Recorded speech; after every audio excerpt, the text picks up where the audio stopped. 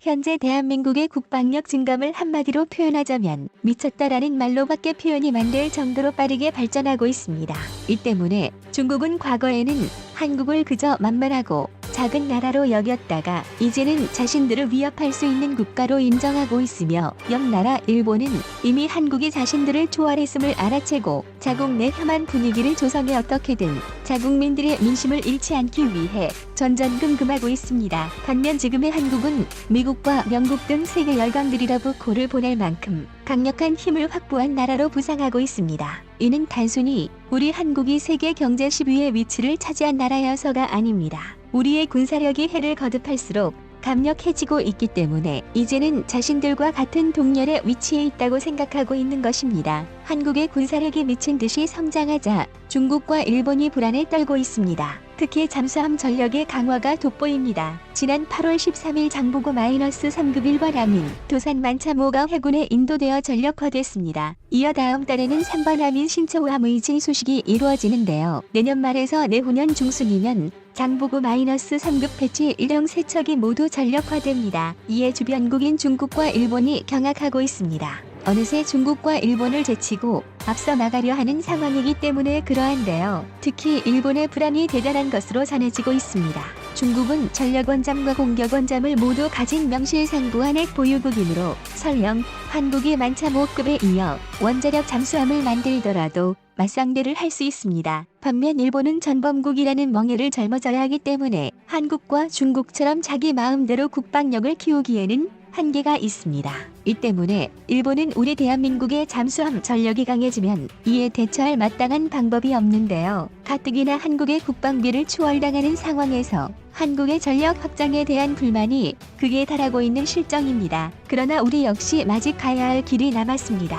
아직까지 일본의 잠수함 전력은 동부가 최강이라 할 만하고 일본의 제르식 잠수함의 성능과 규모 역시 우리를 뛰어넘기 때문입니다. 그래서 준비했습니다. 오늘은 한국의 잠수함 전력 상승이 왜 일본을 두렵게 하는지와 한국이 언제부터 일본을 완벽하게 뛰어넘을지에 대해 알아보겠습니다. 잠수함의 개발사에서 일본은 한국이나 중국과 비교도 하지 못할 정도로 초라한 역사를 가지고 있습니다. 20세기 초반 일본은 1차 세계대전의 승전국이자 근대화에 성공한 아시아 유일의 식민 열강이었습니다. 그래서 기술에 있어서만큼은 다른 아시아 국가들을 크게 앞질렀는데요. 이 때문에 2차 대전이 터졌을 당시에도 상당한 수의 잠수함을 보유하고 있었습니다. 사용한 무기 역시 매우 강력했는데요. 일본의 잠수함들은 보관이 어렵고 여러 문제가 있지만 그 속도와 위력만큼은 발군이었던 산소어뢰를 사용하며 미 해군을 위협했습니다. 또 잠수모함에 대한 연구를 시도하는 등 일본의 잠수함 기술의 역사는 세계적으로도 손꼽힐 정도로 오래됐고 그만큼 우수한 기술을 갖고 있습니다. 일본의 입장에서는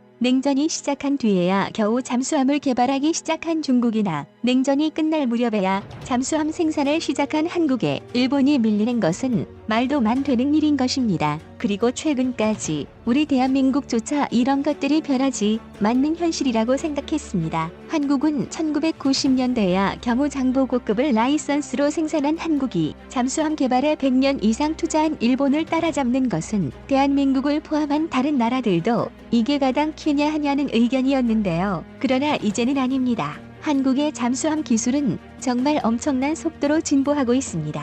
그리고 이에 따라 일본은 한국의 급격한 전력 팽창에 큰 충격을 받고 부랴부랴 대비에 나서고 있습니다. 사실 일본인들은 한국이 순수 국산 잠수함을 만들겠다는 이야기를 폄하하고 조롱해왔습니다. 자신들의 잠수함 개발사로 비춰볼 때 1000톤 대잠수함을 만들던 나라가 3000톤대로 넘어가는 데 걸리는 시간이 상당히 오래 걸린 것이라고 확신했기 때문입니다. 나름 근거도 확실했는데요. 잠수함이 처음 개발되었을 때부터 잠수함을 면고했던 일본이 전후에 만든 첫 국산 잠수함이 1000톤급이었습니다. 이후로 차근차근 잠수함을 개발해 1650톤급 마시시오, 1800톤급 무주시 모듬 차츰 크기를 키워나갔는데요. 1955년부터 무려 40년이 흐른 1994년에야 도산 안창호급과 거의 비슷한 규모인 19수 모야시모급 잠수함을 개발하는 데 성공했습니다. 이렇게 차근차근 단계를 밟아온 일본이 보기에 한국의 잠수함 개발은 너무 성급하고 무모해 보이는 것이 당면했을 것입니다. 그러나 한국은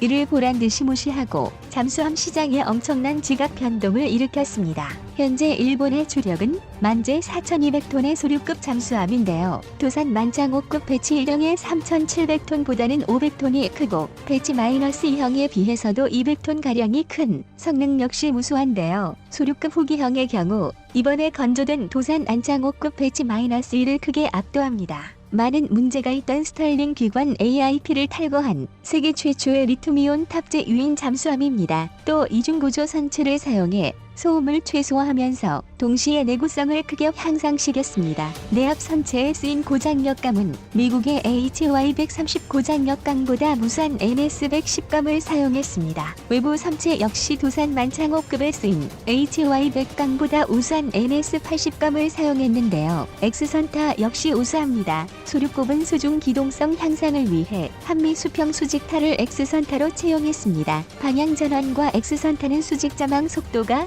십자선타에 비해 30%나 빨라지며 조종 인원이 줄어들고 선타 하나가 고장 나더라도 방향 전환이 가능하다는 장점이 있습니다. 심지어 소나의 피탐들 확률까지 낮춰줍니다. 이뿐만이 아닙니다. 일본의 잠수함은 소나 역시 매우 우수해서 원통형 2,400개의 소자가 배열된 저주파 소나까지 채용했습니다. 하지만 이렇게 대단한 잠수함을 가졌음에도 일본은 도산 안창호급이 건조된다는 소식을 듣자마자 발칵 뒤집혀졌는데요. 지난 13일 일본 함인 도산 안창호함이 취역하자 일본은 겁에 질렸습니다. 한국이 자신들의 상식을 연달아 깨부수고 있기 때문인데요. 우선 일본은 애당초 한국이 도산 만창호급을 제대로 건조할 수 있을 것이라 생각하지도 않았습니다. 214급에서 발생한 여러 문제들을 이야기하면서 도산 만창호함이 한없이 지면되다 결국 건조에 실패할 것이라 믿었는데요. 이는 일본 군사 유튜버들의 반응만 봐도 알 수 있습니다. 일본 내수믹들이 시청하는 한 군사 채널 그레이트 재팬 채널에서는 한국의 잠수함이 일본보다 뒤떨어지며 도산 안창호급이 제대로 건조될 리가 없다는 주장을 펼쳤는데요. 무려 50만 명의 일본인이 이를 보고 한국의 잠수함 사업이 성공할 리가 없다며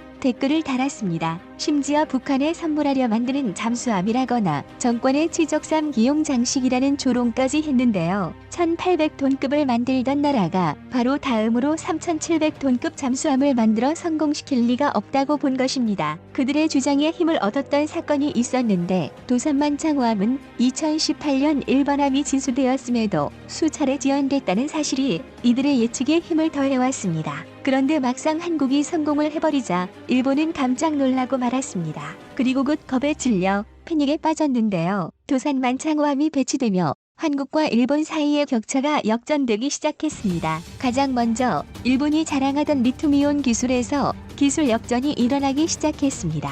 이와 함께 가장 큰 격차로 꼽을 수 있는 수직발 사관 VLS의 유무가 있습니다. 전범국인 일본은 우리와 달리 공격용 전력을 확보하기 어렵습니다.